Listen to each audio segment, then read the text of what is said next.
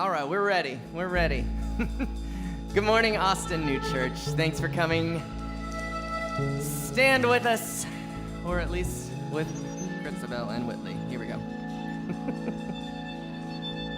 We're going to sing one. I don't know if we've done this one before, but it takes us back to Psalm 40. And we got the band for it, so it's a good day.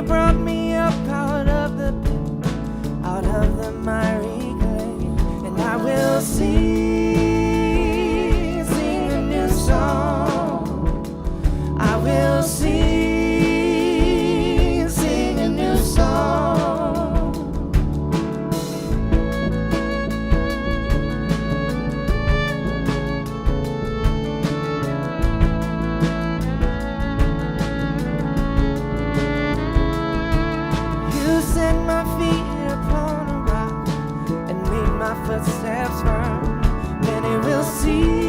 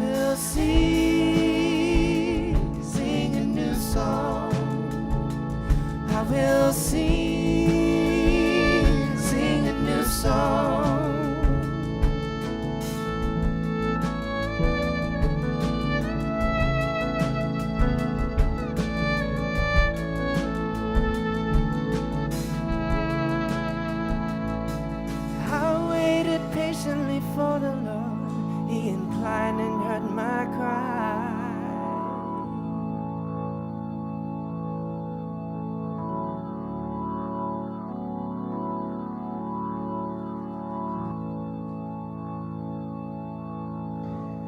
Wow, look at all y'all. All right, Texans still go to church. How amazing. Look at you guys. Everybody look around. This is the most people we're about to violate the fire marshal's limit on the room, y'all. We lowered that to 10 people over COVID, so we're in flagrant violation, aren't we? It's so good to see you guys. Before you turn and greet someone for the first time or try to meet someone that you haven't met, just a reminder, there's no announcements. Trey's watching Hamilton and Book of Mormon and Broadway, so he's going to come back in penny loafers all cultured, I think. Actually, we hope not, because somebody has to bring up the crass around here, and he's usually good for it. This by way of announcements. I don't know what else there would be to announce. Pay attention to what we're doing on social media. You'll see the emails as well. But next Sunday, we're going to attempt to do a soft opening or another reopening. So here, let me just explain to you our thinking on this. We're watching the health officials. We're watching the intake numbers in the hospital. We're watching the Travis County dashboard, which shows the peaks and valleys. And so by this time next week, my guess is we will have fallen from stage 5 through 4 to probably to 3. And we'll be there for probably 6 or 8 weeks. And so we are going to bring back all family ministries next week. So for the first time in 2 years, we're going to have ANC kids. And we cannot describe how hard it's been and how excited we are. Right, Stephanie? Many a tear. If we could capture those tears in a bottle, we could make some soup, because it has been so long and we've tried so many ways to get it going. So next week at the 11, bring everyone in your family. It might get tight in here. We'll do the best we can do. Mask to your comfort level. By now we've calculated that everyone who wants to be vaxxed is vaxxed, including those down till 5. And so we're gonna attempt to figure out who we are now. You know, elections came and went for board, and we're like, we don't even know who we are anymore. So we are going to recover. We will be well. So just know that. So turn and greet. I'm going to greet the folks joining us online. Take a couple minutes and meet some people. Go for it. How are you? Okay. Those of you Guys, joining, good music. this has to go just to that. Thank you. Thank you. Here we go again. Mike, just to online folks. So it's good to be here this morning. Those of you who are joining us virtually, as ever, we love you. You're part of us. We want so badly to meet you at some point, and we hope that we'll be able to. Coming later this year, we're going to attempt to do some kind of gathering where we invite everyone who's never been here before to come down. I know that sounds logistically improbable, but some of you maybe already are interested in doing that at the heart level. So just know that we love you. Those of you who consider us your church home from out of town, we love you. We welcome you. We want to get to know you. Please communicate with us. Let us know what you need. It's a little more difficult for us to know what that is from here, but communicate with us. Let us know how we can serve your families. And as always, it's good to see you guys here. So we're ready for Stan Mitchell now.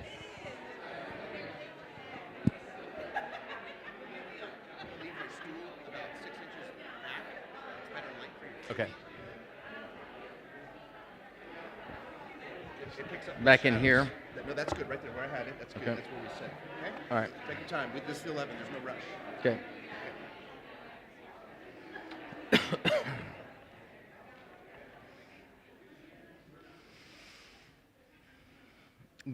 Good morning, everyone. Morning. For those that are not familiar with me, I'm Stan Mitchell, all the way from Nashville, Tennessee. I know you can't tell by the accent. You probably aren't used to the Queen's English down here, are you? But I am what I would refer to as a roving pastor, adjunct teaching pastor here at Austin New Church. You guys are a part of me. I watch you weekly, at least 3 out of 4, and you're a part of my life, so I think we can dispense with Jason and I doing a mutual admiration society and long introduction, so yeah. I want to read a scripture, and I think it's on the screen, so I'll read it with you on the screen to make sure we're looking at the same translation, but this comes from Matthew 18. It's a favorite text of mine, and just 5 verses, so I suppose to wake everybody up, not that you're asleep, but let's read this together. Would you mind reading this with me? Here we go. About this time, the disciples came to Jesus and asked him who would be the greatest in the kingdom of heaven. Jesus called the child over, and had the child stand near him. Then he said, I promise you this, if you don't change and become like a child, you will never get into the kingdom of heaven. But if you are as humble as this child, you are the greatest in the kingdom of heaven. And when you welcome one of these children because of me, you welcome me. I was at least 30 years ago, as a young minister, I was talking to, as I often did, my great-grandfather, my mom's dad. Had my great-granddad and my great-grandmother on the maternal side for 26 years, my great-grandfather for 27 years. Not grandfather, great-grandfather. That's one of the benefits of growing up in Northeast Arkansas. I said in the first service, everybody got married at 16 and then had their first child at 15. I mean 17. But the joy was my grandparents were like second parents and my great-grandparents were like my grandparents. My great-granddad was an old Pentecostal preacher, and he and I had a lot of talks. He was famous for saying, I'm sure it was a quote he picked up somewhere, but he always said, wisdom was a lifetime of listening when you'd rather be talking. And I listened to him a lot. It was either this text or one of the gospel texts where Jesus said something similar to this my great-grandfather was talking about. I don't remember the full context of the conversation or all the nuances, but I do remember in the course of that conversation, he was probably in his mid-80s at that time. He told me, he said, Stan, I have spent the second half of my life maturing into childhood. Or maybe he said maturing back into childhood. And I have, for the last 30-odd years, held that phrase in my mind, maturing into childhood. Anytime I hear this text or anything remotely similar to this text, I think about those words. And as a preacher, I've said many times that that would be a wonderful title to a sermon, maturing into childhood. And if the work were done, maybe even a more wonderful sermon. And yet, in 3+ decades, I've never done that until today. I don't do a lot of sermons anymore. That's not where my work is, so I might be a little bit rusty, but I'm finally, as an homage to Granddad, and I think because it's a good title and because I finally have a sermon that will fit it. A few times in my life, I've had a really good title, and if the sermon would have been a cold, the title wouldn't have caught it, or vice versa, because they just didn't relate. But I think this title, I finally have found where this title fits. So today, thoughts on maturing into childhood. What Jesus called becoming again as a little child, Zen Buddhism calls the idea of Shoshin. You've heard it as beginner's mind.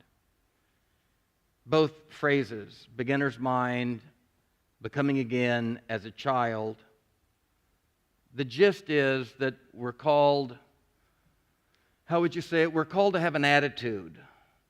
We're called to have an attitude that is a mix of certain elements. Elements like open-mindedness.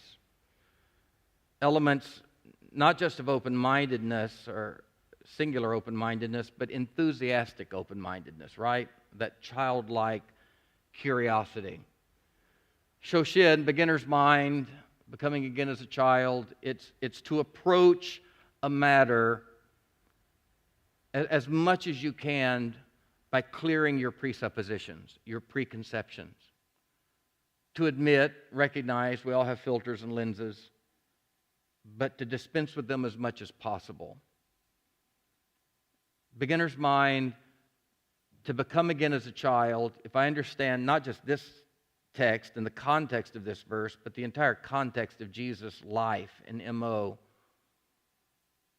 it's not just the desire to see what is, not just the willingness to see what is, but the commitment to look for it. The commitment to not only look for it, but the courage to accept whatever it is when you finally find it. No matter how dissonant it might be with received dogma, cultural norms, if you see truth, to treat it like the pearl of great price and be willing to sell everything at all cost. That's beginner's mind. To desire, to be willing to commit, and to accept that which is. It's a wideness, I like that phrase, it's a wideness of heart and mind. I first heard that phrase, wideness of heart, years ago. A friend of mine and I were estranged.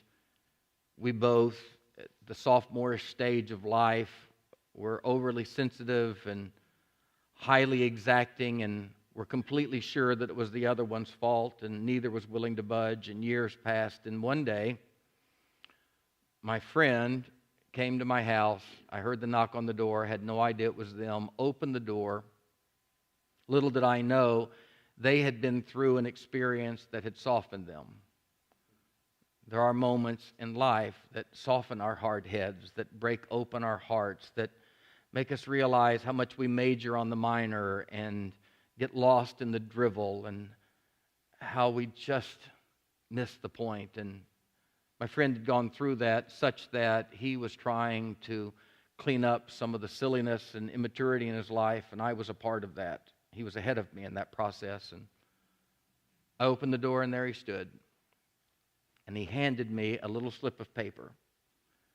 Bit his lip, chewed on his jaw, eyes glistened. He tried to say something, and he just smiled, not dismissively, but as if to say, just read that note and we'll start there. And on the note was a quote by a man that I've never heard of before or after and know little of, but his name is Andrew Seu. I suppose that's the pronunciation. S-E-U is the last name. And the quote was simply this: a widened heart. Well, you just stop right there with that phrase. What is it about life that widens the heart? My great-granddad I just mentioned a moment ago, when we laid my great-grandmother to rest, I remember him saying, musing almost like a soliloquy to himself, but in my hearing, he said, I love her more now. 71 years later, I love her more now than I ever have. And then he said, but I loved her that first day as much as I could. And then he looked at me, my brother, and he said, but boys, back then I had a pint container. But life has a way of wallowing out the heart and the soul. Life and picking cotton and the depression and burying a child together and wiping the fevered brows of children and living through a depression, and the sturm and drang of life has a way of wallowing out a capacity. He said, so I've always loved her as much as I could, but today I have a 55-gallon drum. Life has a way of widening us if we're not fools, if we allow it, if we stay pliable. Sue's quote said, a widened heart sees others. And today's going to be all about the eyes. A widened heart sees others with hope and possibility, as opposed to with a severe, loveless accuracy. Well, there's the other end of that.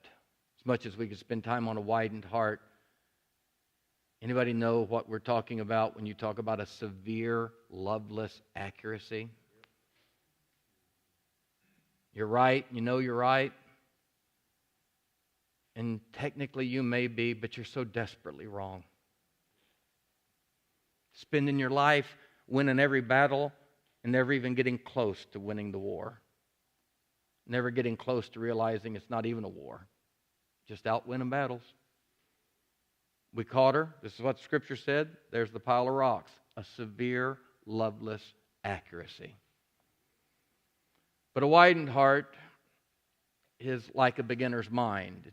That's, I suppose, medical. It's together. It sees others with hope and possibility. That's what Jesus was talking about when he said that we had to become again as a little child.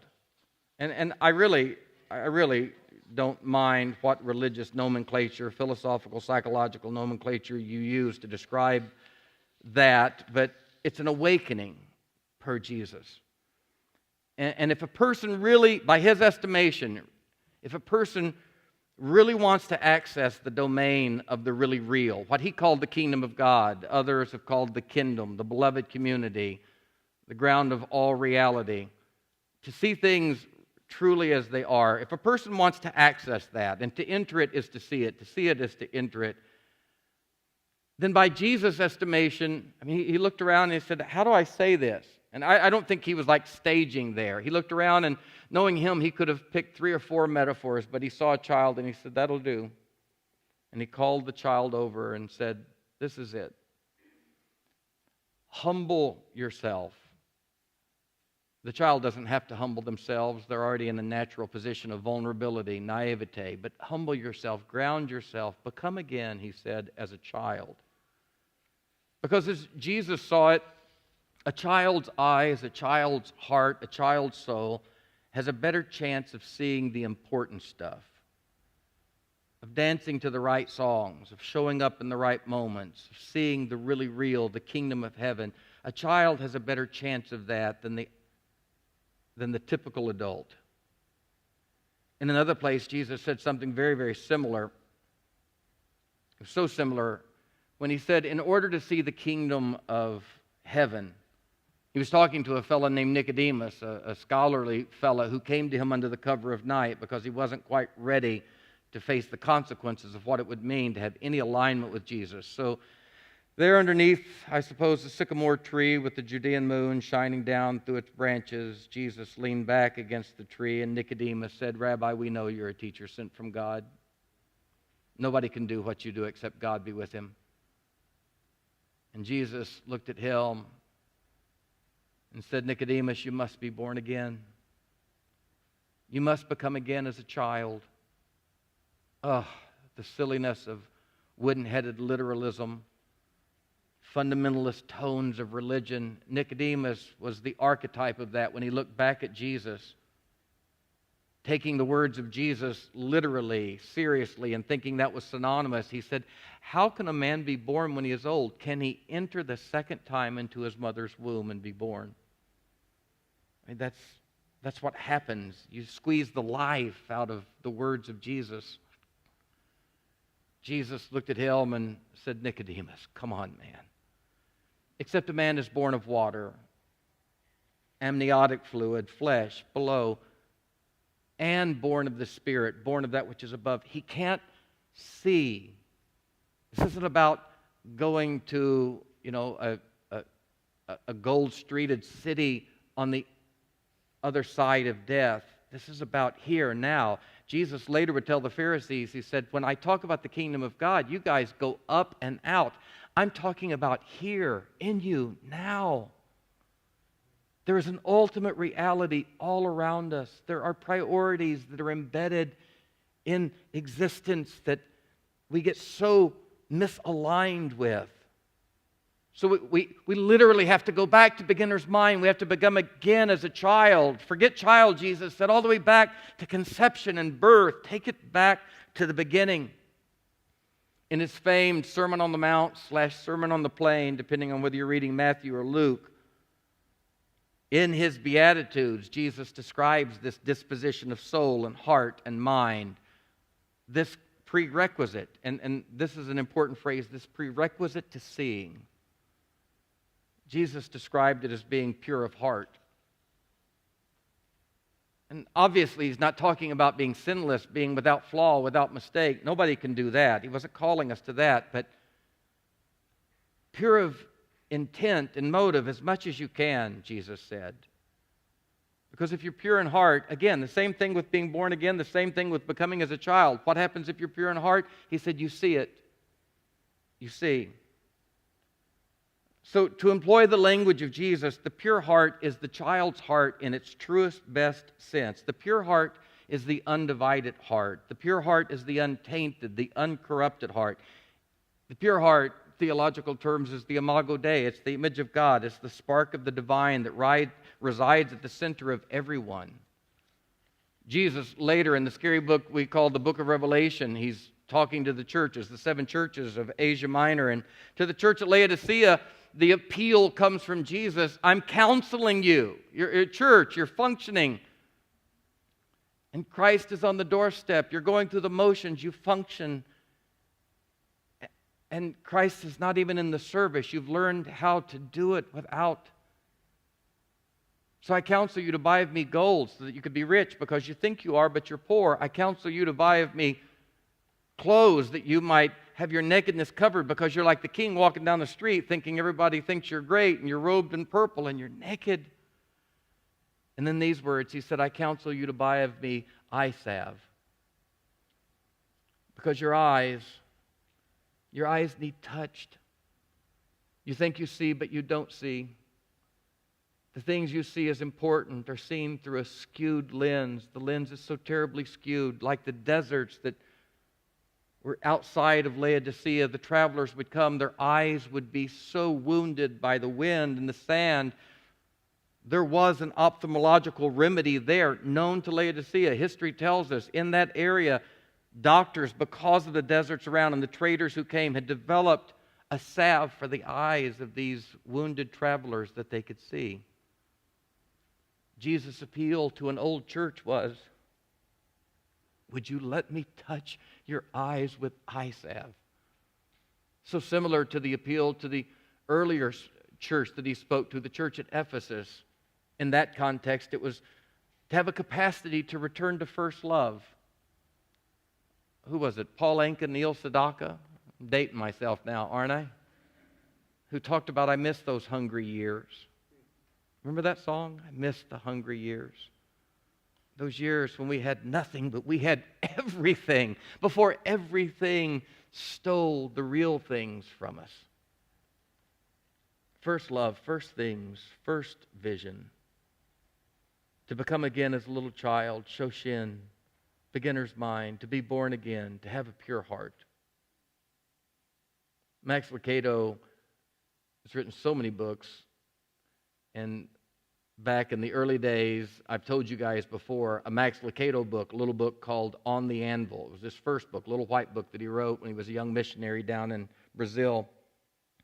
It was one of the first books that, in my very provincial Pentecostal mind, provoked me, opened me. Just the fact that someone who didn't have the truth like we had.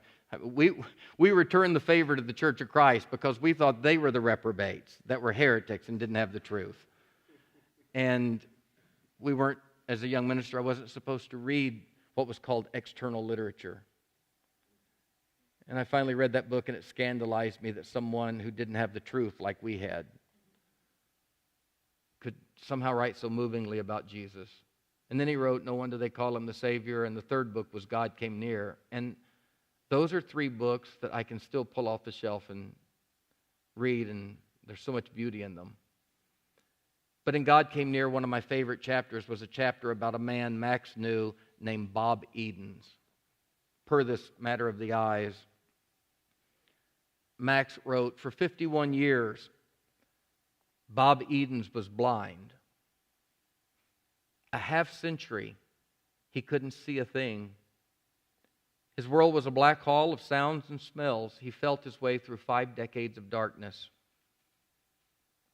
And then he could see. A skilled surgeon performed a complicated operation, and for the first time, Bob Edens had sight. First time. Bob later explained, not only did he not know what things looked like, he didn't know what it meant to look. He didn't know the sensation of sight, much less the things that would be seen through sight. When asked in testimony to explain the experience, Bob always found it overwhelming. Max said, I heard him one day. I heard Max later say that he expected him to talk about the 7 wonders of the world because Bob traveled the world and saw it all after getting his eyesight. But in the testimony Max heard, Bob simply said, I never would have dreamed that yellow is so yellow. I don't have the words. I'm amazed by yellow, but red's my favorite. I just can't believe red. I walk with my family down the sidewalk in our neighborhood, they lose me only to find me crouched, leaning over, staring at an inchworm. I can see the shape of the moon, and I like nothing more than seeing a jet plane flying across the sky, leaving a vapor trail. Sunrises and sunsets. At night, I look at the stars in the sky and the flashing light. I don't know. I could just never tell you how wonderful everything is. I counsel you to buy of me eye salve. Stunning to hear a 51-year-old human being experience for the first time. And as much as that was an ophthalmological miracle of medical science, it's just exactly that type of internal soulish miracle that Jesus is calling us to when he says, you could, with the right process and the right help, you could actually, 54, fill in the blank, go back to the wonder, find again the awe, see reality.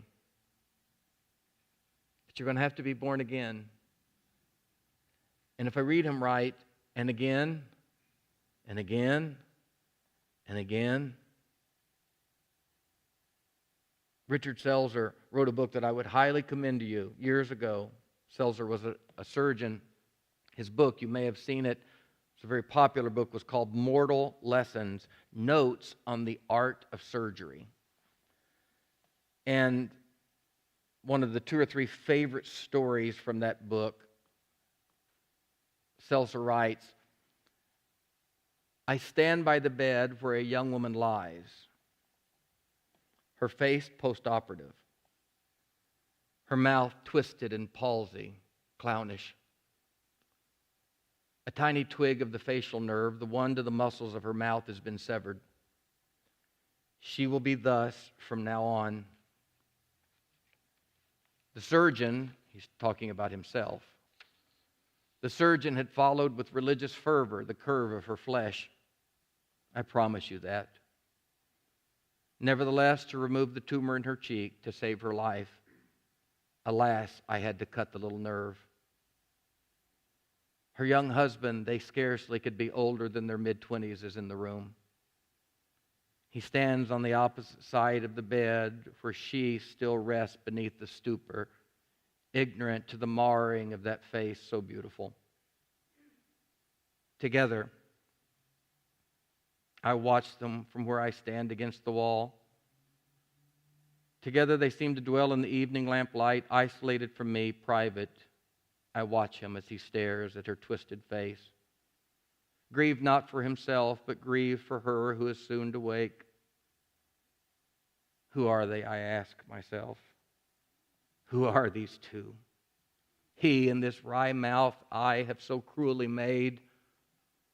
Who are these two who gaze and touch each other so generously, so greedily? She begins to wake now. Scarce has she recognized the light in the room, but she reaches her hand and whispers, a mirror, a mirror.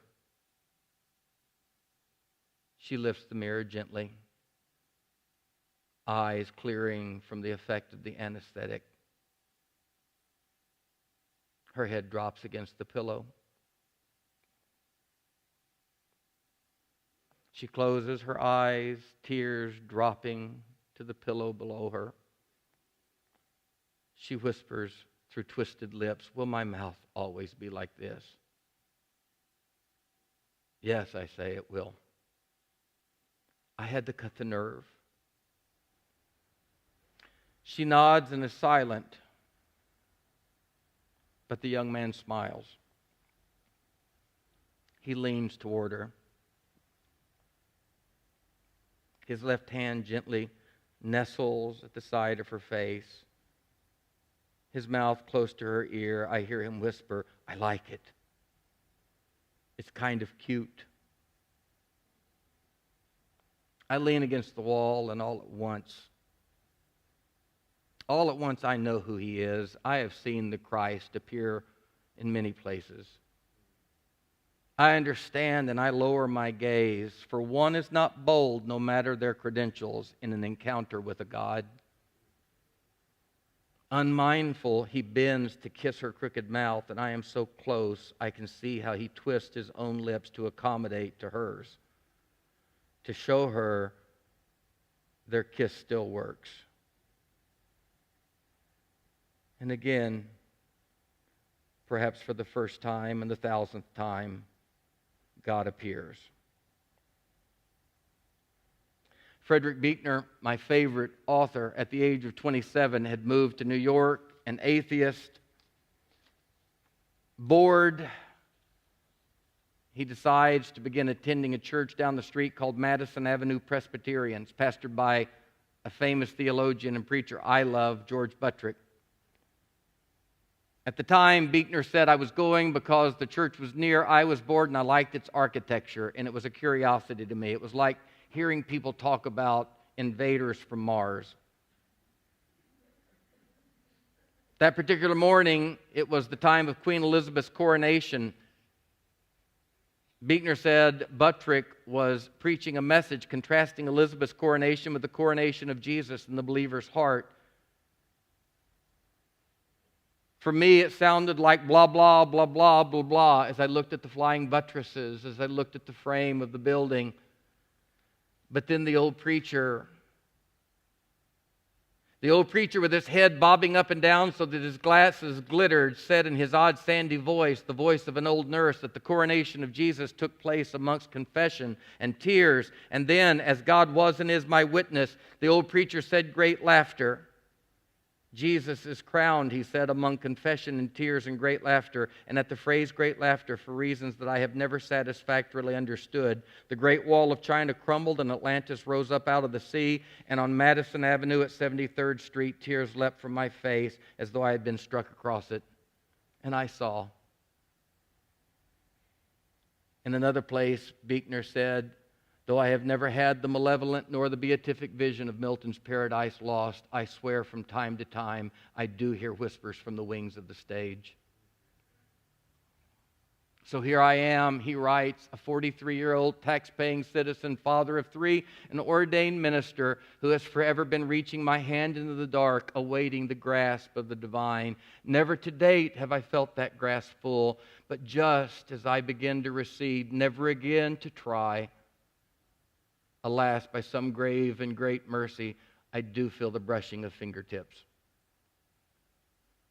Here and there, Paul Tillich, the great theologian, said, here and there, now and then, we catch fleeting glimpses of a new creation.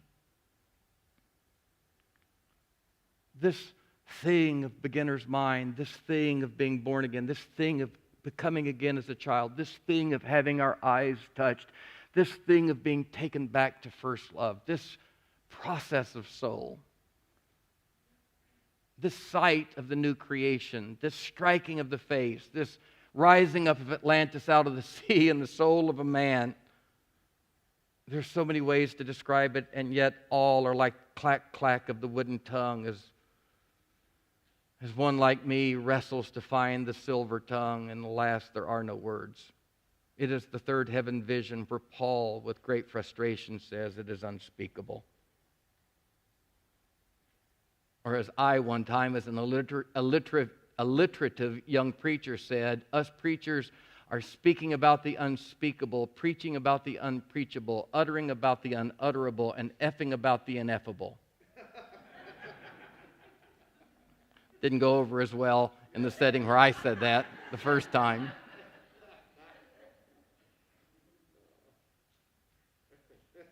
Can you feel what I'm trying to talk about? You remember that? And I have to say, do you remember it? Because it so often is a memory for us, at best. Because life has a way, doesn't it, of assailing us. Life has a way of leathering us. Life has a way of layering the pure heart with unhealthy accretions. Life has a way of aging the pure eye with cataracts. Life has a way of callousing the pure mind, not out of some reprobate bitterness, but self-protectively callousing the pure mind to cover vulnerable tenderness from pain too great to bear. Daily, as one who works with people, LGBTQ people coming from evangelical backgrounds, trying to wrestle through the rejection, the hurt, not that came from the world, but that came from the very people who should have loved them best, those who claim to believe in a good news so good it could scarcely be told. And yet these children, for reasons religious and spiritual, feeling God had rejected them when it was not true. So much pain, so much suffering. And in dealing with these dear folk every day, so many have so many layers of callous. And yet the calluses are not chosen. The calluses are simply those parts of their life and soul that has forfeited the nerve to not have to feel the blister anymore. But in the chain mail, not only are the wounds of cruelty kept out, but love can also be kept out. Not only is the deadened skin incapable of feeling the woeful blister, but the deadened skin also can't caress the petal of the flower. So a vital part of our soul work is to deal with those layers, those accretions, those calluses, those sedimentary scars that are left by past wounds in life. To deal with them that we might be able to recapture somehow, some way, a pure heart. And if Nicodemus was in any way right, to re-enter the womb of our truest mother, life itself. To be able to see again, to become again as a little child. Shoshin, the beginner's mind. If I hear Jesus correctly, and I think I do on this, we're equipped for the work. It's a process that doesn't require an external invasion. It's a process that requires only our own willingness to internally explore, to return. It's amazing to me that this thief on the cross that has been the archetype of salvation, a man that we say reached out to Jesus and asked for forgiveness and asked Jesus to come into his heart, he didn't do that. This archetype of every evangelical altar call that's ever been did not ask for forgiveness. He didn't ask to go to heaven. He didn't ask to be saved. He didn't ask any of that stuff. He just looked at this terrible hour of his life when he had estranged, no doubt, everybody, and there was no one there for him. Life had run out on him because he had run out on life. And he looked at Jesus and from the depths of his soul understood what true salvation is about. And he just looked at a man and said, "Would you do me a favor? When you get where you're going, would you remember me? Would you not let me be forgotten? If you do get where you're going and things are good for you again, would you not leave me behind? Would you take the glowing embers of this moment and would you stoke them again? Would you remember? Would you take and put me back together again, at least in your heart and mind?" As much as whatever we have called salvation, sanctification, enlightenment, I don't care what the religions call it, as much as it might be about forgiveness and all of that other stuff, at most, at the center, it is about remembering and being remembered. The prodigal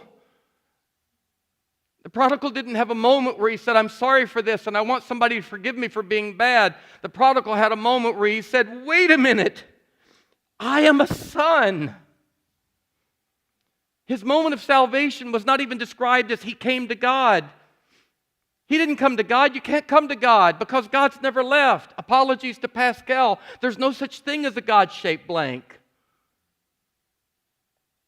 He is with us in Eden. When we travel east of Eden, that's Emmanuel. God is always with us. The prodigal didn't come to God. He came to himself, the Bible said. Salvation for him wasn't about becoming someone he wasn't. It was about returning home in his own heart to who he had always been. He said, "What am I doing here?" But even he couldn't believe that was all it was required. And as he turned and came down that road, rehearsing in his mind, "I am not worthy, I do not deserve, just make me a servant," he looked up and saw an old peg-legged man running down the road. William Blake, and his poem, The Little Black Boy, said, "We are put here on earth a little while to learn to endure the beams of love. They are so hard to endure." I can still hear my little sister, someone would say, "That's a pretty dress," and she would say, "Oh, Mom got it at a rummage sale."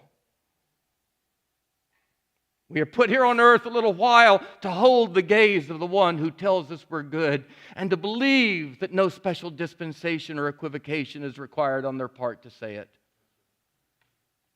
We are put here on earth a little while to learn to endure the beams of love, but when they fall on us, we think they are assailing us with hurtful blows. And he said, "I am not worthy, I don't deserve." And the Father, first word out of his mouth was, "Quickly!"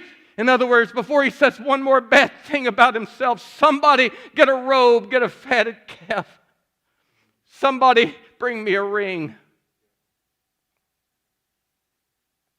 I am not worthy." And the Father says, "Hush, boy, you don't tell me who you are." Salvation is about returning. This work we're equipped for, this true salvation, that's not about going up yonder or out yonder, but Jesus said it's inside, it's about going in. The prodigal journey is all of our journey. It is to remember and be remembered. To not become who we aren't, but to come home to whom we've always been. It could never be anything else, but if somehow misplaced and not fully held. Henry Nouwen, the great writer, Life of the Beloved, the wounded healer, Return of the Prodigal Son, and 40 others. But alas, a gay priest of the 60s, 70s, 80s, 90s, one who could never fully own his way in that world, in that time, in that church. And yet every one of us who read his books knew between the lines what the story was, but pained and tortured. One biographer said, Henry wrote 43 of the greatest books on the love of God that could ever be written, but he could never live them. And he wrote a book with his life that he could never write or have read by others. And in the angst of that dissonance, Nouwen went to the Daybreak community in Toronto, L'Arc, to work with adults who had severe challenges, mental, physical disabilities. Nouwen went at a broken moment in his life. As a young Catholic, as a middle-aged Catholic priest, he had fallen in love with a man that he could never have, a man who could never have him. And in the agony of witnessing and recognizing that, Henry went to L'Arc to get away, to serve communion to these people. He was given a man by the name of Adam to tend to. You should read his book called Adam. It's a profound book. Henry said one night he was lying on the floor of L'Arc, depressed, broken, struggling, and he cried out to God, "Oh God, I want to come home." All of the sins he thought he would have to do penance for, all of the Hail Marys he thought he would have to say, all of the rigor that he thought he would have to endure to come home. He cried, "I want to come home, but there is no way home." Until finally he said, "My heart broke and a vision opened before me, and standing in a beautiful field was a little cottage. And at the door of that cottage was one I knew immediately to be the Father." It was God. And standing there in the amber flowers that the wind teased on what looked like a Kansas pasture, there at that little Hansel and Gretel cottage with the door wide open, he said, "I heard the Father say, 'Come home, Henry.'" He said, "I screamed, 'I want to come home, but I don't know the way.' And as I said it, I saw that salmon-colored, that salmon-hued cottage was pulsating. And it was then I realized that cottage was a heart. And then I was aghast, for the home that the Father had stepped out of was my heart. Upon recognition, the Father knew I had recognized it, and the Father whispered, "Come home, Henry." And he said, I shrieked, "I cannot live there." That heart of a gay child turned gay young man in a church that would not allow it. That heart that decided to be celibate because if I had to be celibate, I ought to redeem it somehow for good. That heart that could never own its truth. That heart was forever being co-conspired against by its owner. That heart that would not be lived in. He said, I screamed, I cannot live there. To which the father smiled a wry smile and whispered, Henry, I'm God. If I can live here, you can too. There are many ways to describe this process. Salvation, sanctification, enlightenment, awaken, being born again, beginner's mind, you name them. My favorite, though, and I suppose this is the heart of what I would love to leave you with today. My favorite is by a man who just died in recent years, almost 100 years old, renowned French philosopher, Jean-Paul Gustave Ricoeur. I don't know his faith background, but Ricoeur, as a philosopher, gave us the phrase, second naivete. In his prodigious work, Ricoeur described a three-stage process of intellectual, spiritual maturation that all of us, to some degree, go through or would hope to go through. Ricoeur said it several ways. One of the ways he said it was, we go through three essential stages of life. Of course, there are sub-stages in them, but the first is the pre-critical phase of life, the pre-critical phase, that phase of naive, childlike, vulnerable acceptance, where we learn thumbs and fingers, wrists and elbows, purples and reds, and the hues between periwinkles and lavenders, and our schemas developed, four-legged creatures, dogs and cats, and cows and horses, and the schema develops.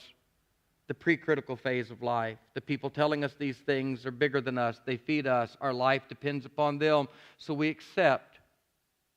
We don't even know that there are questions, only answers to be memorized. The pre-critical phase of life. Anybody ever been in that type of religious setting? The repeating of other people's answers. The pre-critical phase of life then is followed by what Ricoeur called the critical phase of life, where one begins to struggle with the memorization of other people's answer, and they realize that there's some agency, some dispensation, some right for them to find their own answers to these questions. But that's not all that happens in the critical phase. Hopefully, in the critical phase, eventually you begin to realize, not only should I be finding my own answers to these questions, these aren't even my questions. And in the critical phase of life, he said, if we play our cards right, and not everyone gets there, is the post-critical phase. Those of us from evangelical, traditional Christian backgrounds right now, the buzzword is deconstruction, right? It's maybe cliche and a bit tiresome, and it's easy for it to be tiresome after you've done it, but some people are just coming into it for the first time, so we have to maintain a level of patience. It's a natural psychological weaning that everybody should and needs to go through. Naive construction, deconstruction, reconstruction. Walter Brueggemann calls it orientation, disorientation, reorientation.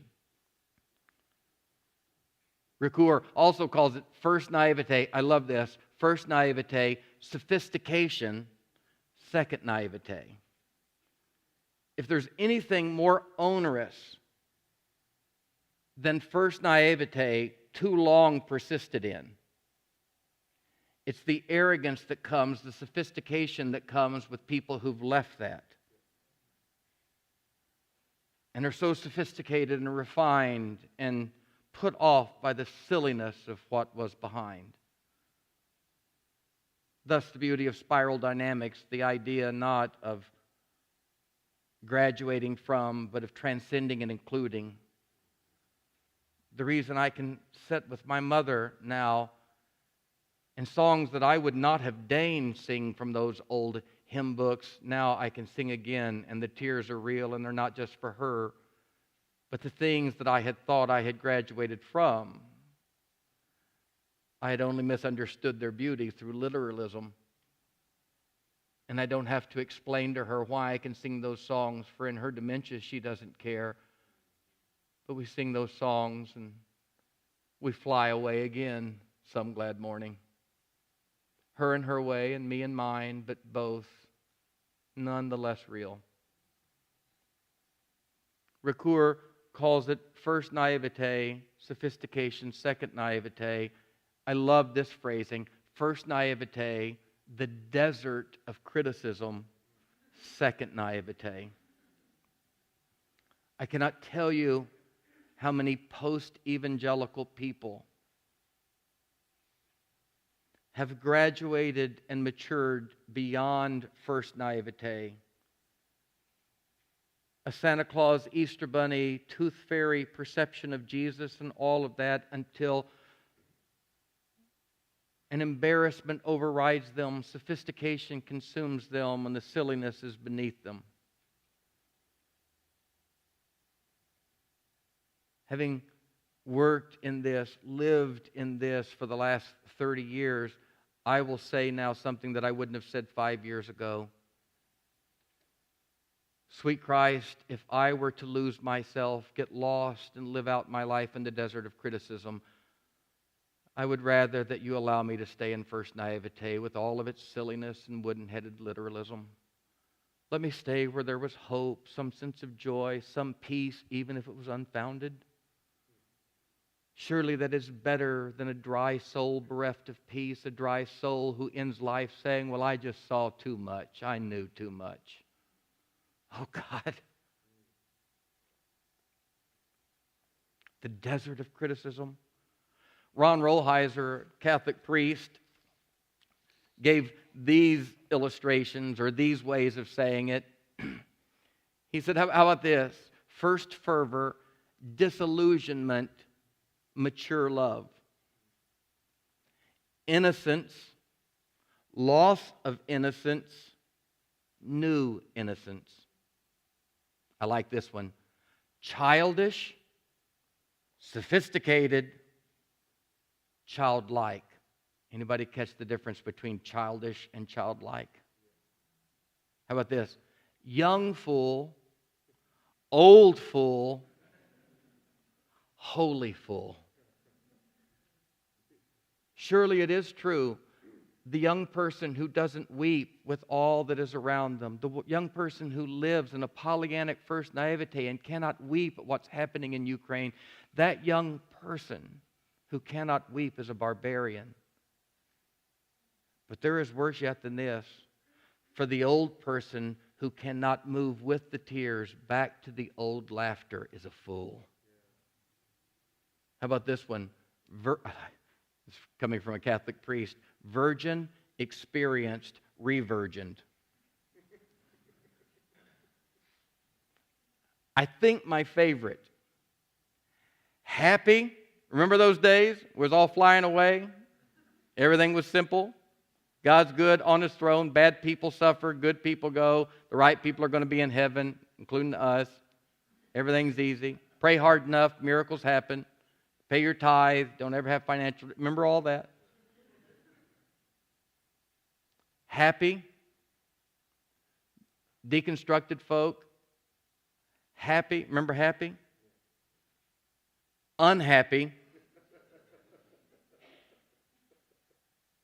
Happy. Happy, unhappy, happy. And the very common, recognizable construction, deconstruction, reconstruction. All right. Let me close with this. You get it. Ricoeur said, beyond the desert of criticism, at some point we wish to be called. We wish to be called from that place of dry dustiness. This is what I wrote just this morning. Blessed are the pure in heart, for they shall see it. Whatever you call it, they will see it again. Perhaps it's that moment when you finally believe, for all my deconstructed friends, Perhaps that moment when you finally believe that jadedness has robbed you of enough, that cynicism has stolen too much, that a resentful, closed, suspicious soul is too much to carry through life. Perhaps that moment when you cautiously and warily, even fearfully, told the threshold of opening your heart again. Perhaps that moment, that vulnerable, prone, horrifying moment, is at least one iteration of what Jesus meant by becoming again as a child, to be born again, to go through the cataclysm of the birth canal, the throes and the pangs of labor. That moment when you stand on the other side of deconstruction, bankrupted, impoverished, emptied, submitted, yielded, worn out from your resistance, tired of talking about all the things you no longer believe, of faith, devoid of hope. Perhaps this is the state Jesus described as pure in heart. Perhaps this is the Gethsemane where you have beaten your head against the wall until your brains have fallen out and your heart has broken. Perhaps this is the place where you can whisper with Christ, nevertheless, as things haven't turned out the way you thought, as theology makes no sense. Perhaps this is the seeing God. This is the thing that Jesus said will become the inheritance of the pure-hearted one. This is the infinite possibility of a soul brave enough to risk loving again, even God. Brave enough to risk believing, brave enough to risk the potential of heartbreak and perish the thought.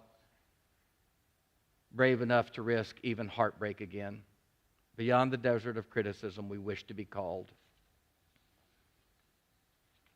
At 24 years old, Roberta Joan Mitchell, Joni Mitchell we call her. I'm glad she's still with us. She's had a lot of health problems, but one of the greatest writers of my generation and the previous. I don't know how she did it, except she did it by the same virtue, or by some similar virtue that Isaiah took up his pen and the Apostle Paul took up his. But at 24 years of age, Roberta Joan Mitchell wrote what for me is one of the finest pieces of lyrical art written in my lifetime. She began writing the song in March of 1967. She was sitting on a plane high above the clouds, and she was reading Saul Bellows' Henderson the Rain King.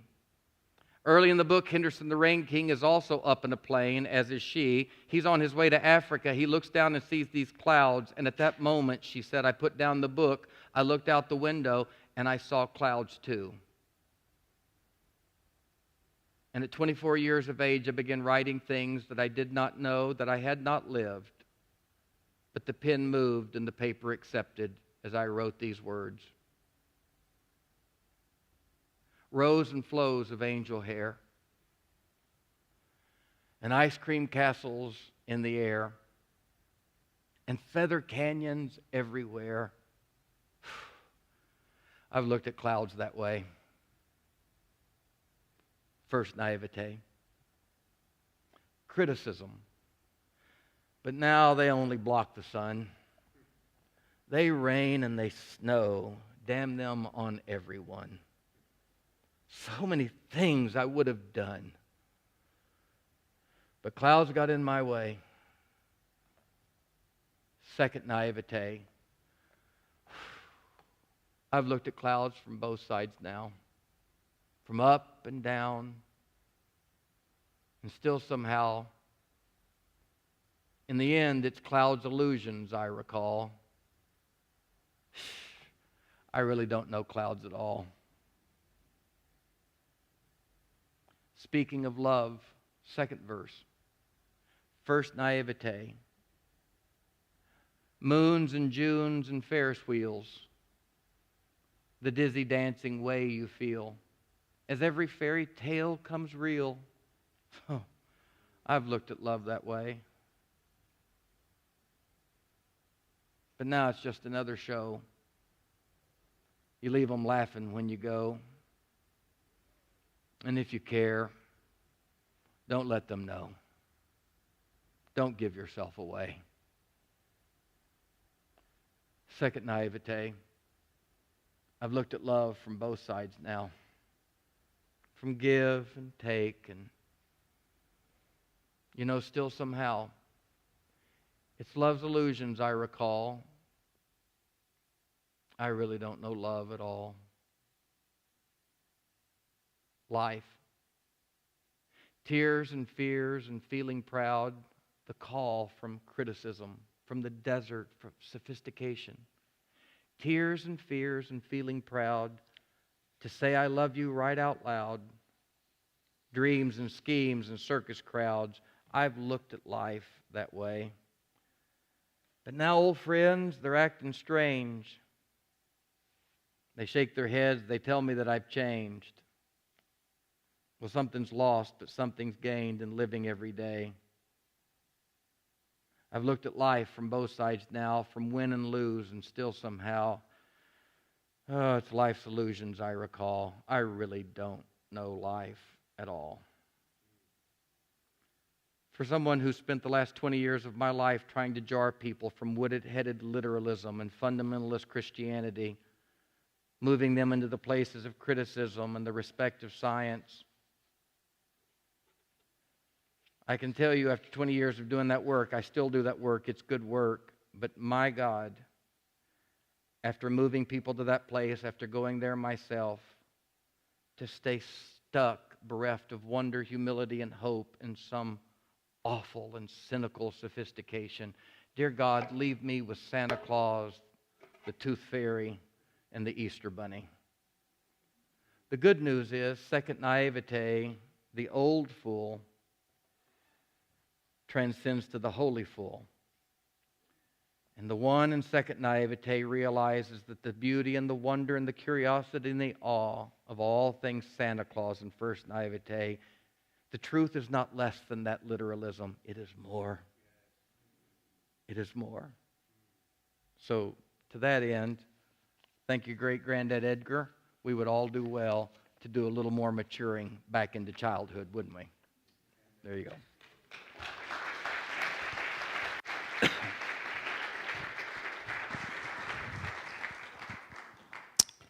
Oh, the great Stan Mitchell. There's a couple people that we don't even bother to filter. We just say, can you come? It's always a pickle to know what to throw at the poet the week prior so that they might write a benediction, because absolutely nobody knows where Stan's going to go, least of all Stan.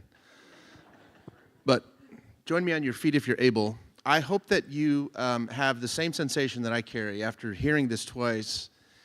I think we were just awake for some heart surgery. I watched enough Grey's Anatomy to know that you're generally asleep for heart surgery or awake for brain surgery, but that's okay. The point remains, preachers, we can bend stuff up here, you know how that works. And I just offer you this simple story by way of context as we wrap our service, and I know we've transgressed our hour, but some things are worth sitting around for. I have been listening to Stan's voice now for nigh on 5 years, I think, about this being stuck in the middle. Here's a small confession to you. My first naivete ended real quickly. I started asking hard questions at about 11, best I can tell.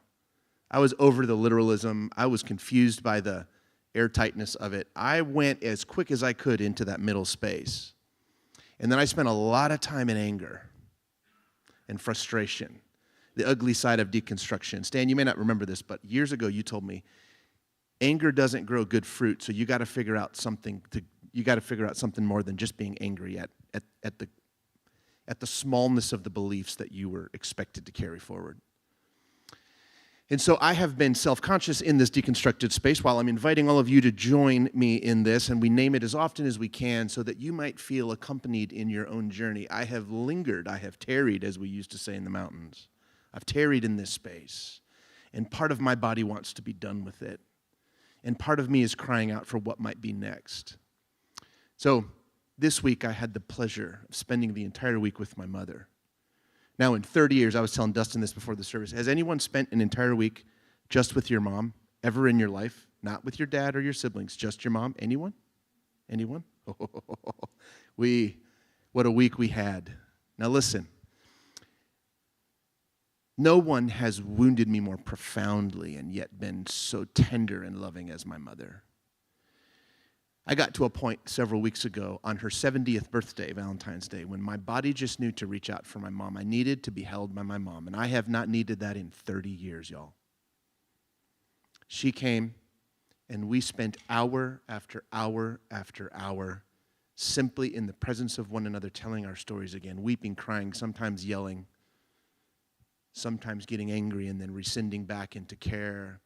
I don't know what to do other than to do the hard work of going back to that second naivete. Sometimes, now this is just, and of course he had to mention Joni Mitchell, who is my mother embodied. That was my mother's generation. My love of Joni Mitchell comes from my mother. That song, you guys, if you have not watched Afterlife, preachers should never recommend TV shows because you're going to put it on and something's going to be said and you're going to be like, well, the preacher said watch it. I'm just telling you that series, imminently bingeable. It's Ricky Gervais. It's from England, so it's far more sophisticated than American humor. Sorry, America. But he ends the entire series and just enshrines the whole movement in that Joni Mitchell song. Do yourself the treat to at least pull up that on Spotify and listen to the song, if not watch that series. But there is something fatiguing about being stuck in anger and deconstruction. And I don't know if your heart this morning wants to be done, or if you may be done. I know some who have come out the other side, and I want so profoundly to be willing to lay all the rightness down and go back to the space and just simply say, it doesn't have to be understood. It just has to be felt. I hope you heard that this morning. There isn't a better way to wrap a sermon like this than to do it in the table, right? And so we do this every time we gather at the table. We do it because this is what Jesus told us to do. And so as near to the cells of your body as you reconstruct your flesh to be alive in a world in which God is still moving, as near to every cell in your body that cries out for the sustenance of bread and wine, take these elements with us. There is no limitation on the table. Approach it wholeheartedly as if you are the very target of that heavenly beam of love. And so during the next couple of songs at the base of the stained glass, it's a real simple element. Just grab it, take it back to your seat, and do that thing that will happen so quickly you will wonder, what happened? There's no magic here except that we were told to do this by Jesus. And so as we prepare our hearts for communion, we're going to have one more song and then the benediction will get you on your way. As we prepare our hearts for communion, pray these words with me, if you would. You know them. Part of you knows them. If not, follow along. Simply these. Our Father, who art in heaven, hallowed be thy name. Thy kingdom come, thy will be done, on earth as it is in heaven. Give us this day our daily bread, and forgive us our trespasses, as we forgive those who trespass against us. And lead us not into temptation, but deliver us from evil. For thine is the kingdom, the power, and the glory forever. Amen.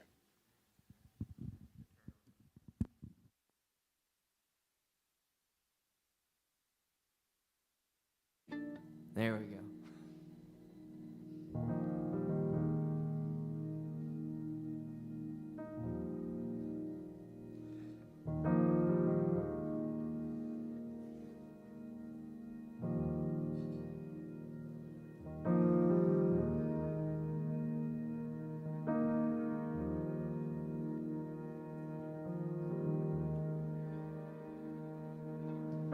When peace like a river attended my way, when the sorrows like sea billows roll,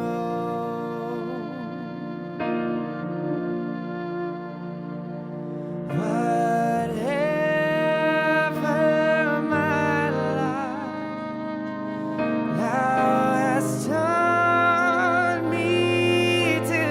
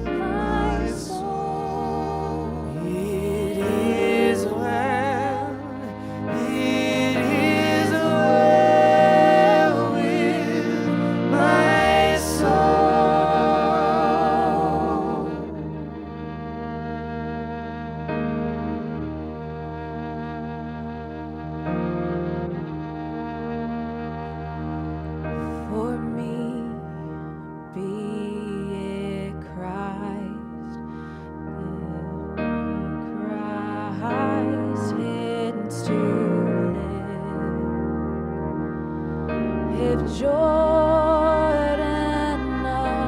above me shall roll.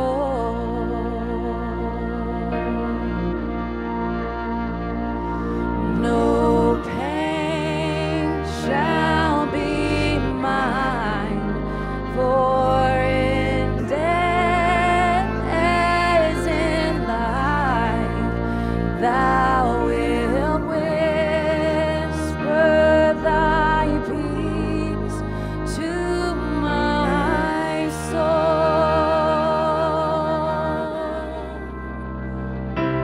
And Lord, haste the day when the face shall be sight, the clouds be rolled back as a scroll. The drums shall resound, and the light shall descend. Even so, it is well with my soul.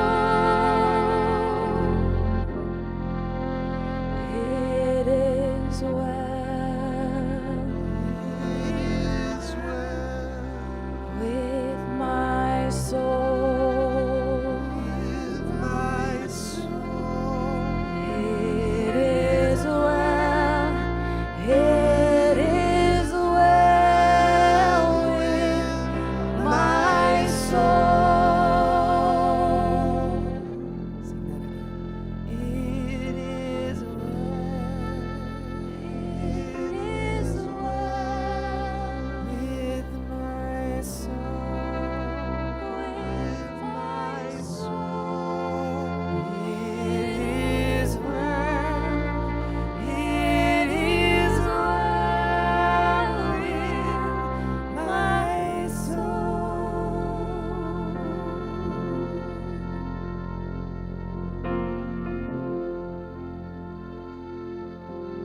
Thank you. Stan, thank you. Thank you for always being willing. Thank you for always bringing an open heart. Man, with adjunct professors like that, who must the real professors be? God, we are so honored. If we ever got ourselves sideways, the first call I would make would be to Stan. That's just the truth. Thank you guys for coming out and for trusting us with your heart in this way. And so these words as a benediction, and this is written by, I like to say, our very own Amanda Gorman, Mark Williams, who now temporarily resides also in Houston. And so thank God we get part of him, part of the year. But he writes these words, and this as you go. He writes, family of light, may it surprise you always with its increase, this weight, this glory you must not know you can bear until tree grows and each winter finds there is more to the emptiness. Carry your spaciousness with you as you go in peace. Be blessed. We'll see you next week.